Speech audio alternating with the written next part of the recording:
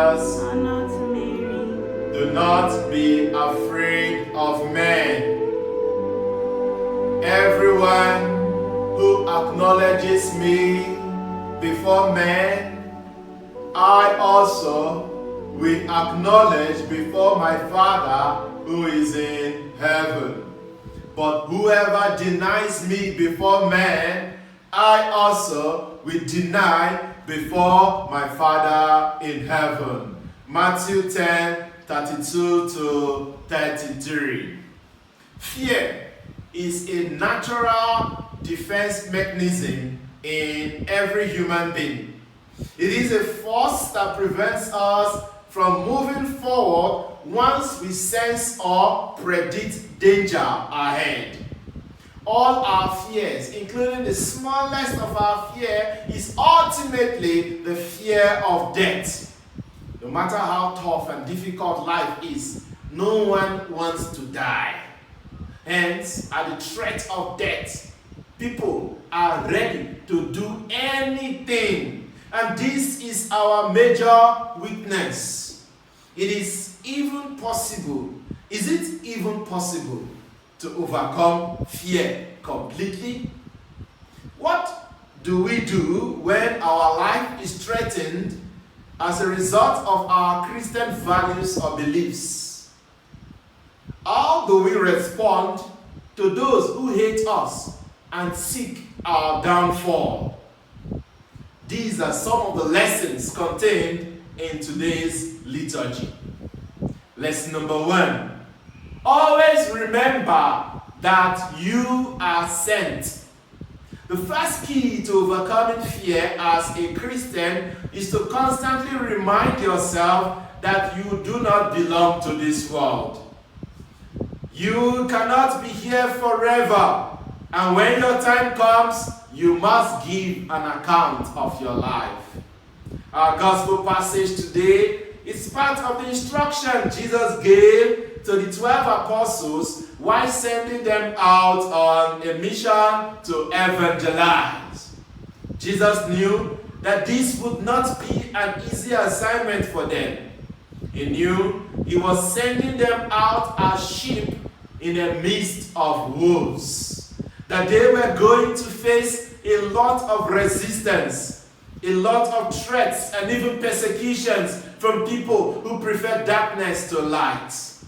Like these apostles, all of us Christians have also been called to preach the gospel to the ends of the earth. Compare Matthew 16:15. As such, Jesus' words apply directly to us. Knowing that we come from God and we are simply sojourners on earth gives us a great edge. We are not easily moved because we know that our true life can never be threatened. Standing before Pilate, Jesus said, "If my kingship were of this world, my servants would fight that I might not be handed over to the Jews. But my kingship is not from this world." John chapter 18:36.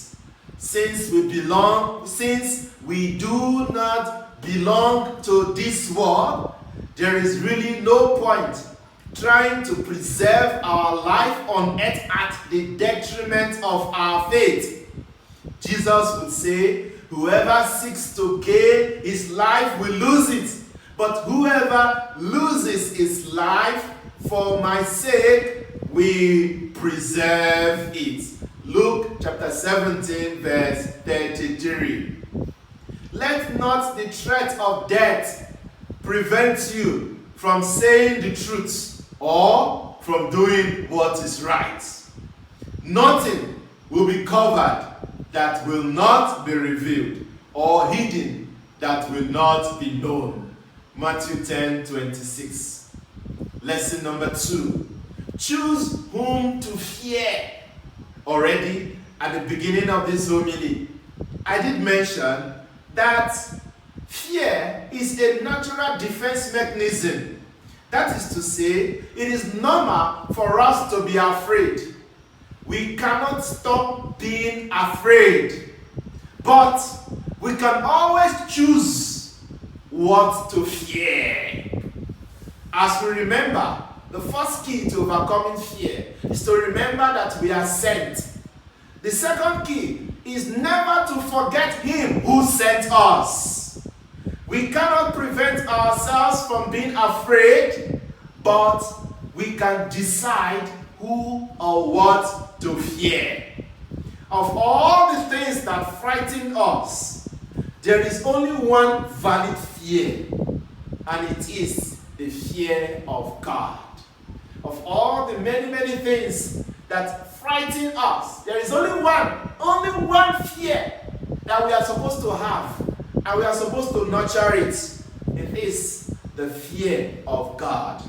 According to the scriptures, the fear of God is the beginning of wisdom.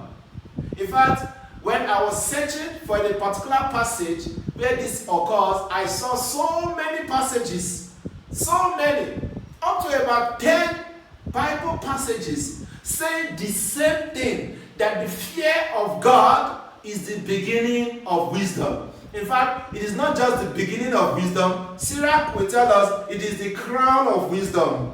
In another verse, it says, the fear of the Lord is the root of wisdom.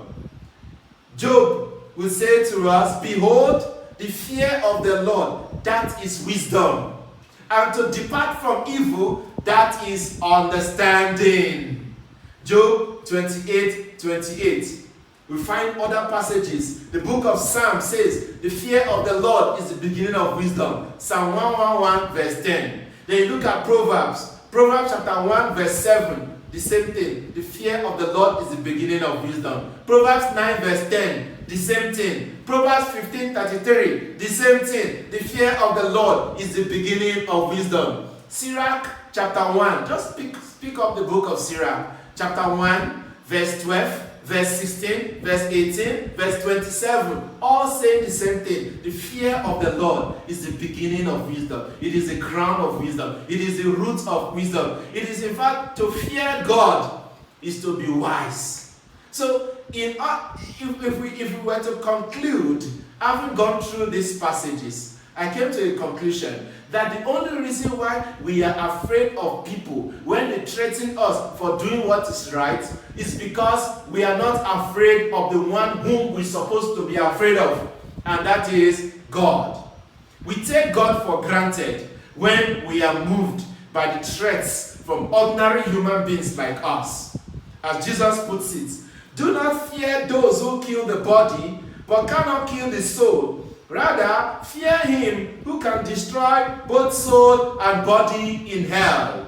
Matthew 10:28. Do not fear people when they threaten you. Fear God instead. If as a result of our fear of what people can do to us, we disappoint God and commit sin, there is a greater danger awaiting us. But what does it profit a man to gain the whole world and forfeit his life? For what can a man give in return for his life? Jesus says, whoever is ashamed of me and my words in this adulterous and sinful generation, of him will the Son of Man be ashamed when he comes in the glory of his Father with the holy angels. Mark chapter 8:36-38. Dear friends, once upon a time, a man named Alexandru tried to have carnal knowledge of a 12-year-old girl by name Maria Gorothi. But the more he tried, the more she refused. When he threatened to kill her, she looked at him and asked, do you not fear God? If you commit this sin, you will go to hell. I would rather die than consent to sin against my God.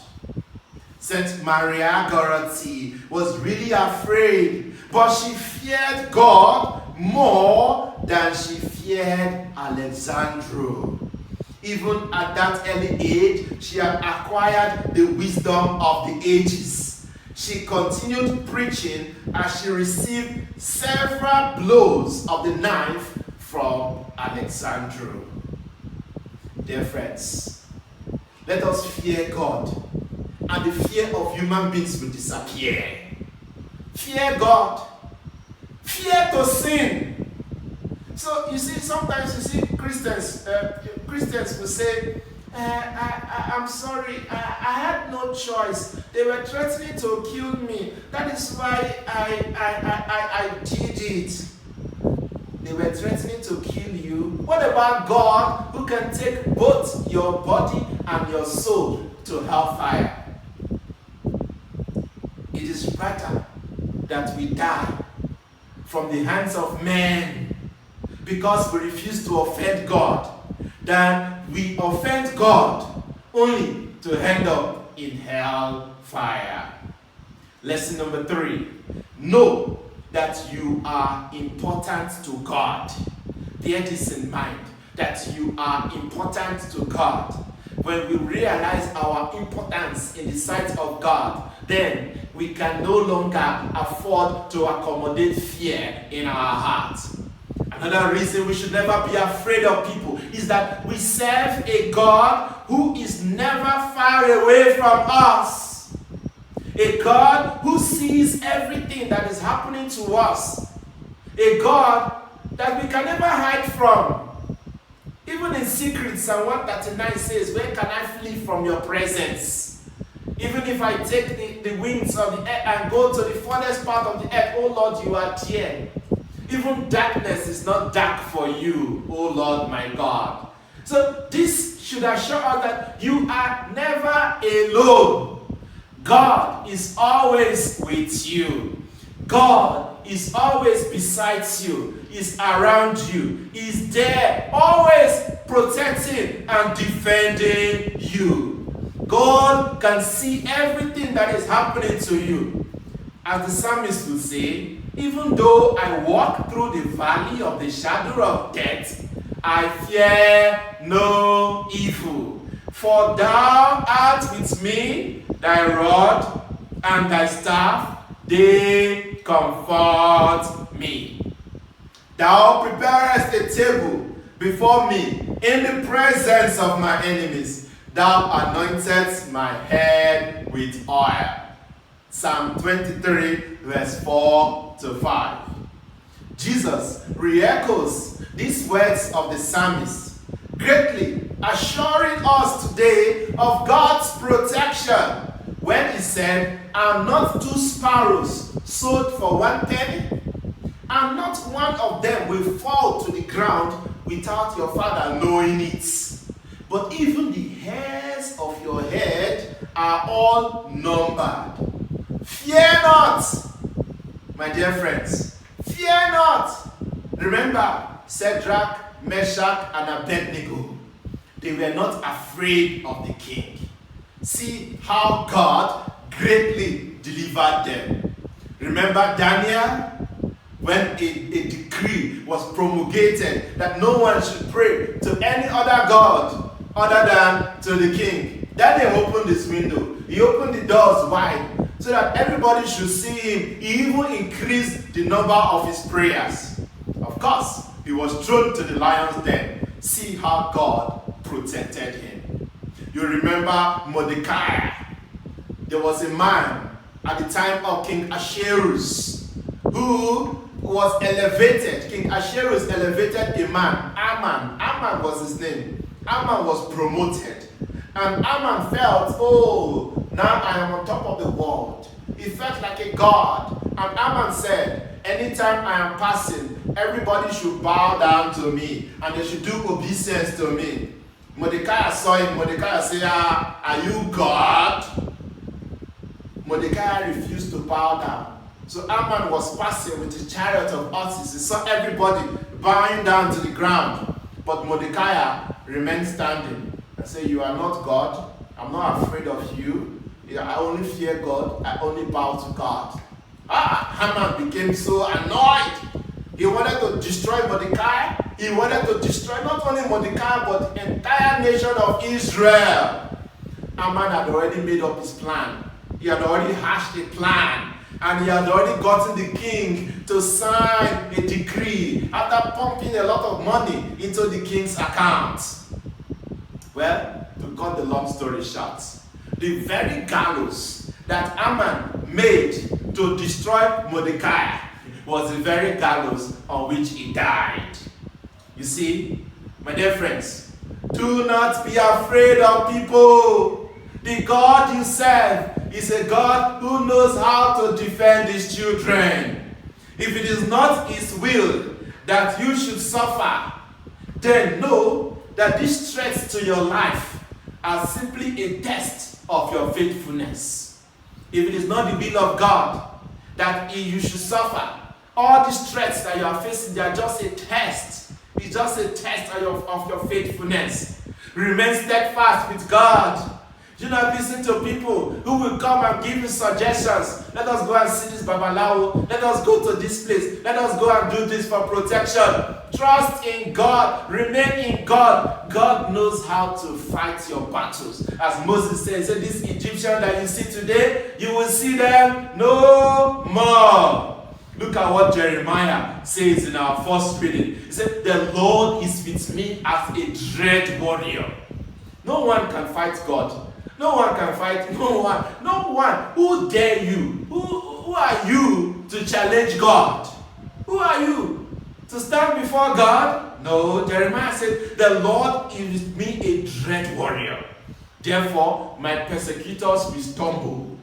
They will not overcome me. They will be greatly shamed, for their eternal dishonor will never be forgotten. Jeremiah 20, verse 11. Remember, key number 1 to overcoming fear as a Christian. Remember that you are sent. You don't belong to this world.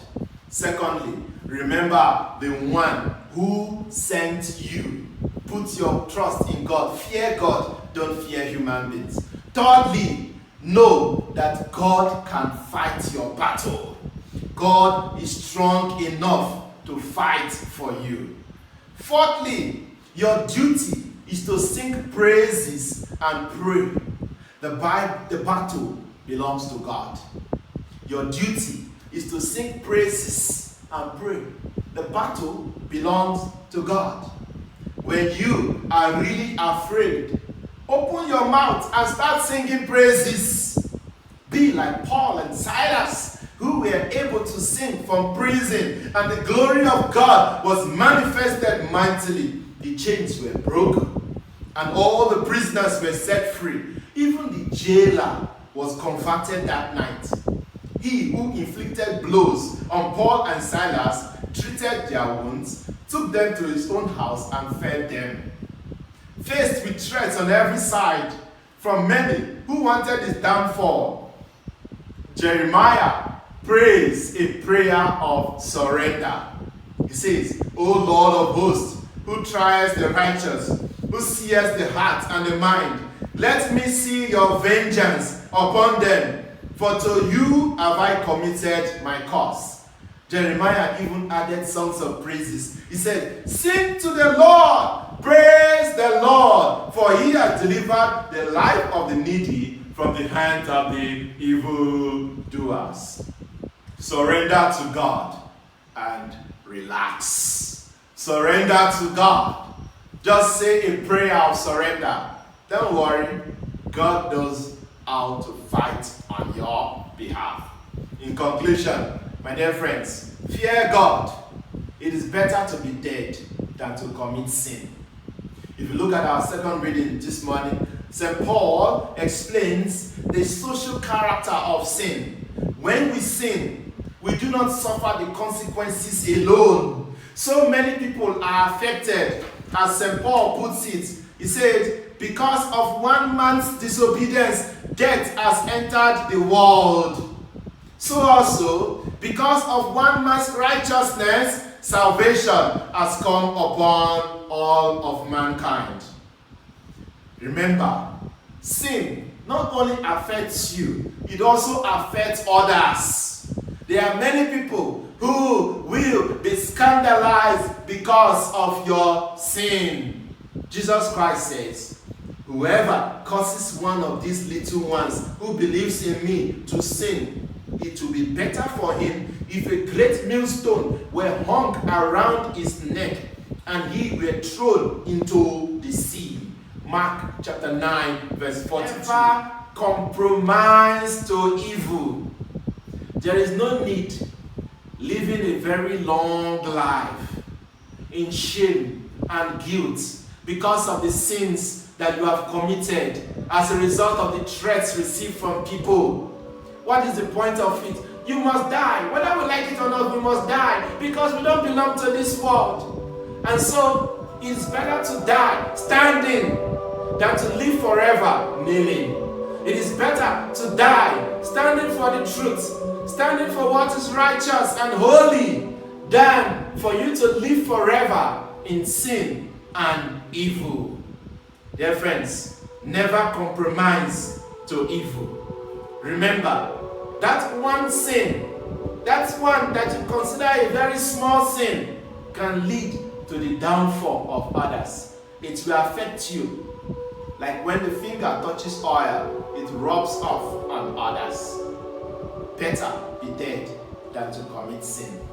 May God bless His words in our hearts. May God give us the grace not to be afraid of people, to realize that we do not belong to this world, to stand for God, to know that we can choose whom we fear, to fear God and not to fear people. We make this prayer through Christ our Lord. Amen.